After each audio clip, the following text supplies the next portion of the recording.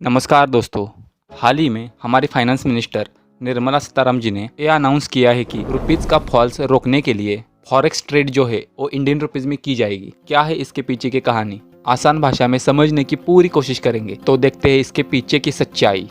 भारतीय reserve bank RBI ने रुपए में एक्सपोर्ट और इंपोर्ट के चालान, भुगतान और निपटान के लिए एक अहम फैसला लिया है। आरबीआई के मुताबिक दुनिया के कई देश रुपए में कारोबार करने में दिलचस्पी दिखा रहे हैं। रिजर्व बैंक ऑफ इंडिया ने एक नया मैकेनिज्म लेके आया है जिसमें जो पेमेंट सेटलमेंट है वो पूरी तरीके से भारतीय रुपये में होगा। भारतीय रुपये को विश्व स्तर पर ज्यादा व्यापार योग्य बनाना है। बात करेंगे कि ये फैसला क्या है, इसके क्या मायने हैं और इसे क्यों लिया।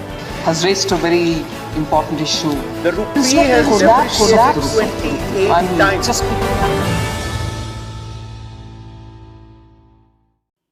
रुपए की गिरावट से पहले हम जानने की कोशिश करते हैं कि भारत आज़ादी के बाद कैसे रुपीज़ की वैल्यू गिरती गई। तो हम चलते हैं 1947 की ओर। 1947 में $1 लगभग ₹1 की बराबर था, यानी $1 की कीमत ₹1 की बराबर थी। हमारे देश के बंटवारे के कारण फाइनेंशियल स्टेबिलिटी अच्छी नहीं थी इंडिया की। इसके कारण रुपीज़ की वैल्यू गिरती गई। 1950 में रुपीज़ की वैल्यू ₹5 इज़ इक्वल टू $1, यानी $1 की कीमत ₹5 के आसपास थी। उसके बाद 1970 में $1 इज़ इक्वल टू ₹8 के आसपास आ गई। 1990 में $1 की कीमत ₹17 इतनी पहुंच गई। सन 2000 में इसकी वैल्यू लगभग ₹47 पहुंच गई। 2011 में ₹50 के आसपास पहुंच गई। उसके बाद 2015 में $1 इज़ इक्वल टू ₹65 के आसपास रुपया की वैल्यू गिर गई और आज $1 इज़ इक्वल टू ₹80 के आसपास हो गई है। क्या है इसकी वजह और क्यों इसकी इम्पोर्टेंस है हमारे देश के जीडीपी में और कैसा इम्पैक्ट करता है हमारे डेली लाइफ पे, आम आदमी के डेली लाइफ पे। Foreign exchange reserve. Foreign exchange reserve ये वर्ड्स आपने कई बार सुना होगा। जिस देश के पास फॉरेन एक्सचेंज रिजर्व ज़्यादा है वो देश सफलता के मामले में सबसे आगे है। फॉरेक्स रिजर्व या फॉरेन एक्सचेंज रिजर्व यानी क्या, इसका मतलब कि हमारे पास यानी हमारे देश के रिजर्व में विदेशी चलन का भंडार कितना है।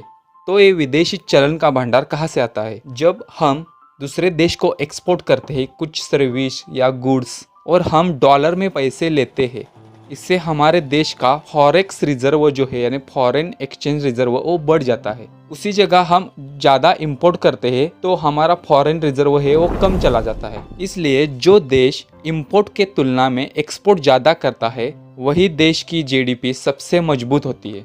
एक्सपोर्ट के मामले में दुनिया में 1 नंबर पे आता है चाइना, नंबर 2 पे आता है यूएस और हमारा इंडिया आता है 90 नंबर पे।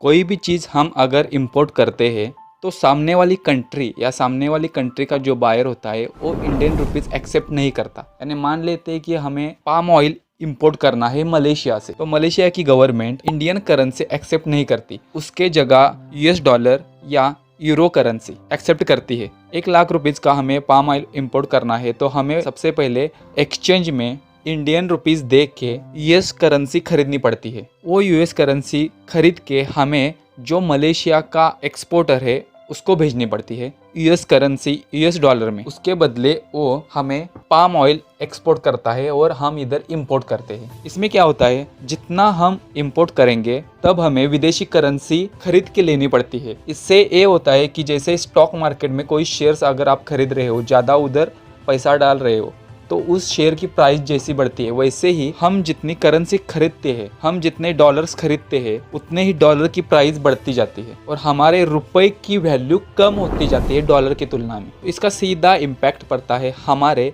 महंगाई पे। मान लो अगर मलेशिया से कोई पाम ऑयल इंपोर्ट करना है, उसका प्राइस है $1 पर kg। मान लेते आज $70 पर डॉलर की कीमत है तो हमें 1 kg ऑयल खरीदने में $70 लगेंगे, क्योंकि डॉलर की कीमत तो आज $70 है और कल अगर वो $80 हो जाती है तो हमें पे करने पड़ेंगे $80। तो इसका इम्पैक्ट होता है डायरेक्ट हमारे महंगाई पे। महंगाई बढ़ जाती है, इन्फ्लेशन रेट बढ़ जाता है, हमारे जीडीपी पे सीधा असर करता है, यानी आम आदमी के पॉकेट पे इसका इनडायरेक्ट इफेक्ट पड़ता है। तब एक गवर्नमेंट जो प्लानिंग कर रहे हैं, इससे ये होगा कि हम आरबीआई के गाइडलाइन के हिसाब से, आरबीआई का जो प्लान है अभी चल रहा है कि गवर्नमेंट ऐसा एक कदम बढ़ाने जा रही है जिससे पूरा एक्सपोर्ट इंपोर्ट इंडियन करेंसी में होगा। तो हम जितना इंपोर्ट करेंगे वो इंडियन करेंसी में करेंगे, तो डॉलर खरीदने की नौबत हमें नहीं आएगी। तो इंडियन रुपीस की एक कीमत है तो स्टेबल रह जाएगी। इससे महंगाई पे काबू करना गवर्नमेंट को आसान हो जाएगा। कुछ ऐसे स्टेप गवर्नमेंट बढ़ा रही है महंगाई काबू करने के लिए, देश की ग्रोथ करने के लिए। जो कंट्री इंपोर्ट से ज़्यादा एक्सपोर्ट करती है उस देश का ग्रोथ अच्छा होता है, क्योंकि उनके पास फॉरेन रिजर्व ज़्यादा रहता है। तो इसीलिए गवर्नमेंट प्रयास कर रही है कि ज़्यादा एक्सपोर्ट को बढ़ावा दिया जाए, यानी जो निर्यात होता है उसको ज़्यादा बढ़ावा दिया जाए। इसलिए हमारी गवर्नमेंट एक्सपोर्ट पे इंसेंटिव या फैसिलिटी कुछ प्रोवाइड करती है। इसके उलट इंपोर्ट पे ड्यूटीज़ या टैक्सेशन लगा देती है कि ज़्यादा इंपोर्ट ना हो। ज़्यादा इंपोर्ट हो गया तो महंगाई ज़्यादा बढ़ जाती है। आई होप आपको जानकारी समझ आई होगी। ऐसे ही हेल्पफुल और नॉलेज भरे वीडियोज़ के लिए हमारे चैनल को सब्सक्राइब कीजिए। मिलते हैं अगली वीडियो में। हमारे साथ जुड़े रहने के लिए प्रेम पूर्वक धन्यवाद।